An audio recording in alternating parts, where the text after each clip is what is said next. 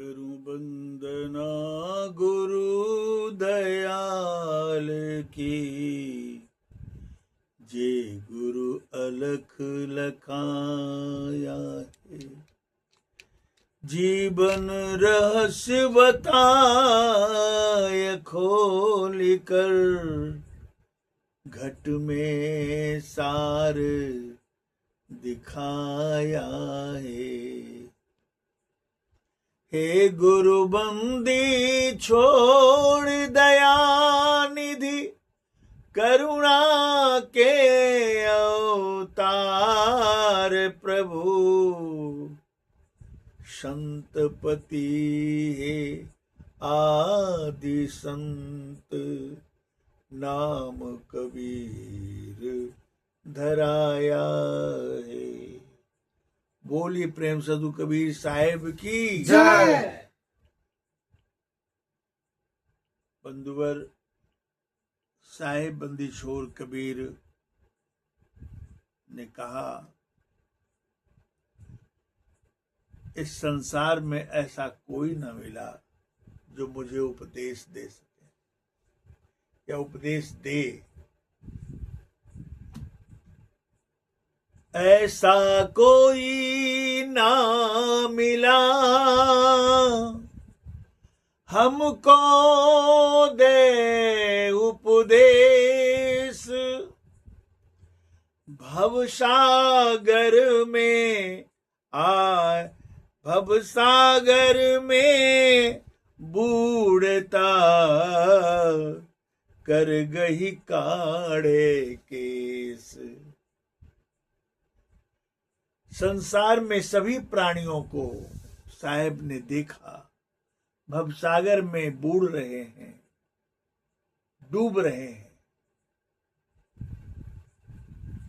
इनमें ऐसा कोई व्यक्ति नहीं मिला जो साहेब ने कहा कि मुझे उपदेश करे, क्योंकि स्वयं भवधार में बहता चला जा रहा है, डूबता चला जा रहा है। कौन उपदेश करेंगे? ऐसा कोई ना मिला जासे रहिए लाग, सब जग जलता देखिया अपनी अपनी आग। इस भवसागर में सब अपने अपने आग में जल रहे हैं। अलग अलग लोगों के अंदर आग जल रही है, कहीं काम की, कहीं क्रोध की, कहीं लोभ की, कहीं मोह की, कहीं अहंकार की। यह आग ही तो है। सारे प्राणी जल रहे हैं, तृष्णाबद्ध हैं, तृष्णाओं की झरी लगी हुई है। अब इस हाल में उपदेशक कौन मिलेंगे? इसलिए साहब ने कहा, ऐसा कोई ना मिला जासे रहिए लाग, जिससे लग करके मैं रहूं, ऐसा इस संसार में कोई नहीं मिला। सब जग जलता देखिया अपनी अपनी आग, सब अपने अपने आग में जल रहे हैं, अपने अपने में लगे हुए हैं। कहने का अभिप्राय ये भी है, निस्वार्थ कोई व्यक्ति इस धरती पर नहीं मिला। सबके अंदर अपने अपने स्वार्थ की अग्नि जल रही है। ऐसा कोई ना मिला घर दे अपन जराए, हाँ पांचों लड़का पटक के रहे नाम लवलाए। साहब कहते हैं, ऐसा कोई नहीं मिला जो अपने घर में आग लगा दे। घर दे अपन आपन जलाए, पांचों लड़का पटकी के रहे नाम लोलाए। 5 लड़के का मतलब यह है काम, क्रोध, लोभ, मोह, अहंकार, इन 5 पुत्रों को पटक करके और वह नाम में लव लगा ले, ऐसा नहीं मिलता संसार में। चाहे कोई किसी में किसमें आग में जल रहे हैं और पुत्रेष्णा आदि आदि कई ईष्णा में जल रहे हैं। कहते हैं साहब, हम घर जारा आपना, हम घर जारा आपना, लुक्कालीन हाथ, बाहु का घर फूंक दूं, जो चले हमारे साथ। साहब ने कहा कि मैं अपना घर जला डाला हूं, मेरे अंदर कोई घर नहीं है। हम घर जा रहा अपना लुक्का लेना हाथ, और मैं आग का लुक्का लेकर के हाथ में रखा हूं, जो मेरे साथ चलेगा मैं उसका ही घर में आग लगा दूंगा। आग लगाने का अभिप्राय यह है, उसके जीवन को अर्ध से ऊर्ध्व कर दूंगा, उल्टा दूंगा जीवन को। ऐसा हिम्मत किसमें है कि गुरु को सानिध्य हो जाए? कोई नहीं। गुरु को समर्पण कर दे। सब तो अपने मन के मते चलते हैं, जो मन कहता है वही करते हैं। दूसरे के मन पर कटाक्ष भी करते हैं, दूसरे के मन से विरोध भी करते हैं, लेकिन अपने मन के मते चलते हैं। इसलिए साहब को कहना पड़ा कि हम घर जा रहा अपना, लुक्का लेना हाथ, वाहु का घर फूंक दूं, जो चले हमारे साथ। साथ चलने वाला कोई नहीं है। औपचारिक सारी बातें हैं। प्रार्थना में लोग कहते हैं कि हम माया मोह, मुझे कुछ नहीं चाहिए प्रभु, हमें आप चाहिए। लेकिन वाणी से केवल कहते हैं, मुख से बोलते हैं, लेकिन हृदय से नहीं कहते। हृदय से कह दे, हृदय से पुकार उठ जाए, तब तो विरह ही उठ जाएगी, वो अवस्था ही बदल जाएगी। तब तो अश्रु प्रवाह और संसार का कोई भोजन, बढ़िया से बढ़िया भोजन उसे अच्छा नहीं लगेगा।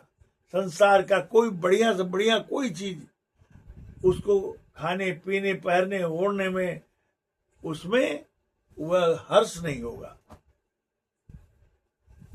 वो एक अलग ही अवस्था है, जो कल मैंने वर्णन किया कि वह विरह की अवस्था है। तब तो विरह ही उठ जाएगा, और बिना विरह हुए प्रभु की प्राप्ति नहीं होती है। भक्ति मार्ग में एक समय आता है कि विरह उठती है, संसार कुछ भी अच्छा नहीं लगता है। एक समय था जब मुझे कुछ भी अच्छा नहीं लगता था, खड़े खड़े हम गिर जाते थे। डॉक्टर भी आया, घड़ी भी चूर हो गया, बेहोश हो जाते थे। 2 आदमी पीछे से लगा रहता था पकड़ने वाला, कहीं कुछ हो जाए रास्ते में। तो विरह की अवस्था ही एक ऐसी अवस्था है। फिर विरह होने के बाद, वस्तु की प्राप्ति होने के बाद, फिर कलेवर बदल जाता है। हमेशा नहीं, लेकिन एक समय आता है भक्ति मार्ग में विरह की। हंसी हंसी प्रियतम ना मिले, जिन पाया तिन रोए। हंस हंस के प्रभु नहीं मिल जाते हैं। जिसने भी पाया है खूब रोया है, बहुत रोया है। अपने स्वार्थ के लिए नहीं, संसार के वस्तुओं के लिए नहीं, केवल प्रभु से मिलन के लिए जब रुदन होगा, विरहा जगेगी, तभी वह अवस्था आएगी। साहब कहते हैं, ऐसा कोई ना मिला समुझे सैन सुजान, ऐसा कोई ना मिला समझे सैन सुजान, ढोल बाजता ना सुने सुरति बिहू ना कान। ऐसा कोई न मिला जो कि हमारे सैन को सुजान बनकर सुन ले, शांतिपूर्ण ढंग से हमारे इशारे को, सैन यानी इशारा को सुन ले, समझ ले, ऐसा नहीं मिला। सब बाहर के झंझा बातों में ही फंसे रह गए। ढोल बाजता ना सुने सुरत भी होना कान, अंदर में भी ढोल बज रहे हैं, वो भी नहीं सुन पाते। अंदर में शहनाइयां बज रही है, किंकिन बज रहे हैं, बीन सितारे बज रहे हैं, मधुर संगीत आ रही है, उसी में आवाज भी आ रही है, उसी में एक रोए रोशन हो रहा है, वो भी नहीं सुन पाने वाला कोई हुआ। सुरत भी होना कान, अपनी सूरत से अंतर्गम होकर के सुनने वाला नहीं मिलता है।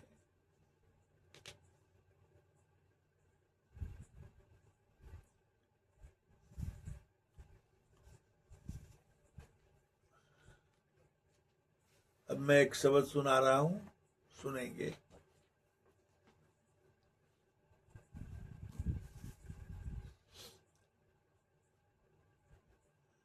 अबधू बेगम देश हमारा, अबधू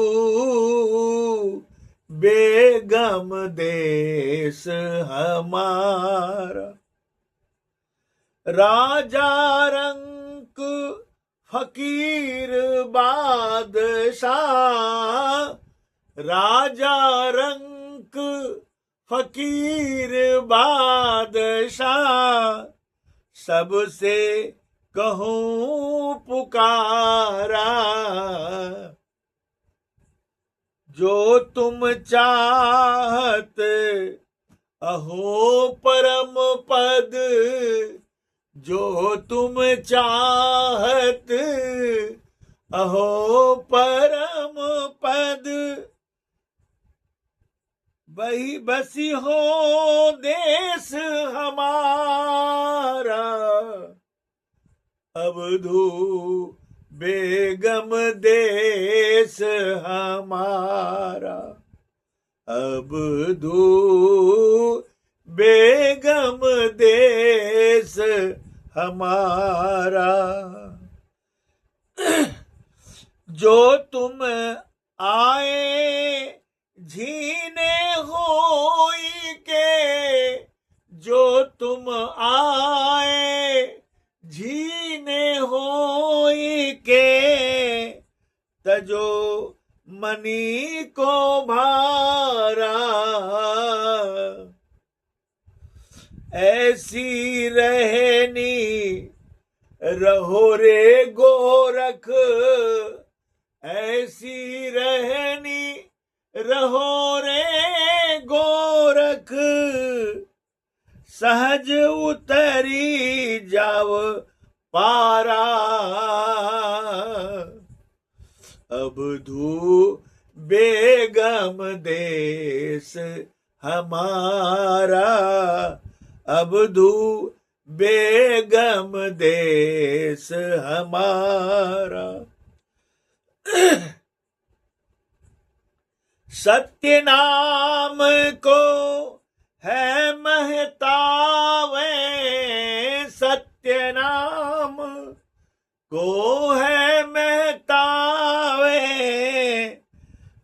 साहिब के दरबारा, अबधू बेगम देश हमारा। ऐसी रहनी रहो रे गोरख, सहजे उतरो पारा। सत्य नाम की है महतावे, साहिब के दरबारा। अबधू बेगम देश हमारा, अबधू बेगम देश हमारा। बचना चाहो कठिन काल से, बचना चाहो कठिन काल से, गहो शब्द टकसारा। कहे कबीर सुनो हो गोरख, कहे कबीर सुनो हो गोरख, सत्य नाम है सारा। कहे कबीर सुनो हो गोरख, सत्य नाम है सारा। अबधू बेगम देश हमारा। अवधूत रूप में आए हुए गोरखनाथ को समझा रहे हैं। अवधू बेगम देश हमारा, अवधू हमारा देश जो है बेगम है। बेगम का अर्थ है बिना गम का, वहां कोई था नहीं है। बेगम का अर्थ है न कोई गम है, न चिंता है, न टेंशन है, फ्रस्ट्रेशन है, वो भी नहीं है, और साथ साथ उसकी था भी नहीं है। अमित है, अनंत है, उसकी वाणी के द्वारा वर्णन भी नहीं किया जा सकता है। इसलिए साहब बता रहे हैं गोरखनाथ के संवाद में, गोरखनाथ को समझा रहे हैं अवधूत हमारा देश जो है बेगम है, वहां कोई गम नहीं है, वहां काल की भी कोई गम नहीं है, पहुंच नहीं है। कहते हैं राजा रंक फकीर बादशाह सबसे कहूं पुकारा। मैं सबसे पुकार कर कहता हूं, चाहे वो राजा हो, रंक यानी गरीब हो, चाहे फकीर हो, सबसे मैं पुकार कर कहता हूं, सबसे कहूं पुकारा, सबसे मैं पुकार के कहता हूं कि अब्दू मेरा देश जो है जहां से मैं आया हूं वह देश बेगम है, बिना गम का है। जो तुम आए झीना होई के, तजो मणि का भारा। तुम उस सूक्ष्म अवस्था से आए हो, तुम हंस दशा को त्याग कर और पतन होकर कैवल्य दशा में आए, फिर महाकारण दशा में आए, और उसके बाद कारण दशा में आए, फिर सूक्ष्म में आए, फिर यह स्थूल शरीर को धारण किए हो। वह सूक्ष्माति सूक्ष्म अवस्था से आए हो, झीना से झीना, सूक्ष्म से सूक्ष्म अवस्था से आए हो। जो तुम आए झीने होई के, तजो मणि का भारा। अब यह यहां पर आकर के बहुत विशाल हो गए हो, तुम्हारा मन भी विशाल है, इतना भारी हो गया है कि मैं यही कह रहा हूं। साहब कहते हैं कि तजो मनी का भारा, उसके भार को त्याग दो। ऐसी रहनी रहो रे गोरख, सहज उतरी जाओ पारा। हे गोरख, ऐसी रहनी रहो कि भवसागर से पार हो जाओ। भवसागर से पार होने के लिए झीना से भी अति झीना होना पड़ेगा, सूक्ष्म से भी अति सूक्ष्म होना पड़ेगा। इसलिए साहब कहते हैं सहज उतर जाओ पारा, और वह सूक्ष्म होने में बहुत सहज उपाय है सदगुरु के दरबार में। साहब कहते हैं सत्य नाम की है महतावें साहिब के दरबारा।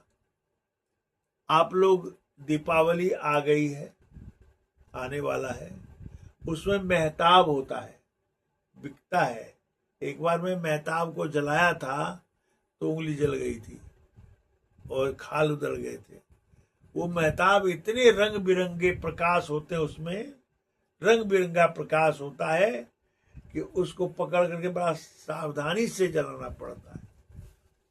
तो साहब कहते हैं कि सत्य नाम की है महताबें साहिब के दरबारा। साहिब के दरबार में जाने के लिए वह महताब की है, एक प्रकाश का एक स्रोत है जो सत्यनाम को ही लेकर के, सत्यनाम में अपने आपा को समर्पित करके, अपने को मिटा करके, और उसमें उस महताब के प्रकाश के आधार पर आप ऊर्ध्वगामी हो सकते हैं, उसमें विलोप कर सकते हैं।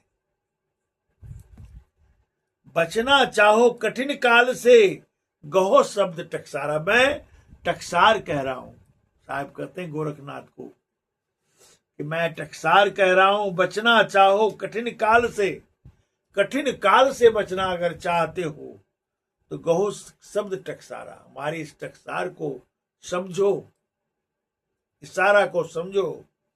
कहे कबीर सुनो हो गोरख, सत्य नाम है सारा। हे गोरख, सत्य नाम ही सार है, यही सार शब्द है। सार शब्द सत्यनाम का ही रूपांतर रूप है, जो इंद्रिय मन प्राण से परे आत्माधार पर वह अनुभव किया जाता है। इसलिए सत्यनाम केवल बोल करके ही संतुष्ट हो जाने की नहीं वस्तु, उसका भेद ही है सत्य नाम, अर्थात नाम ही सत्य है और सब असत्य है। नाम के अलावा कोई सत्य नहीं है, सब मिटने वाला है, रूपांतरित होने वाला है, बदल जाने वाला है, एक जैसा नहीं रहने वाला है। अपनी आंखों से देख लीजिए, कोई वस्तु हमेशा एक जैसी रही है? नहीं रहती, वो बदल जाती है। प्रकृति परिवर्तनशील है और प्रकृति में संसार के प्राणी आस लगाए बैठे हैं, ये चाहिए, ये हो, वो हो। इन्हीं उहापों में, गफलत में समय गुजर जाता है। अब मृत्यु सामने आके खड़ी हो जाती है, तब पूछते मृत्यु कि अब बताओ तेने जीवन में क्या किया, अब चल।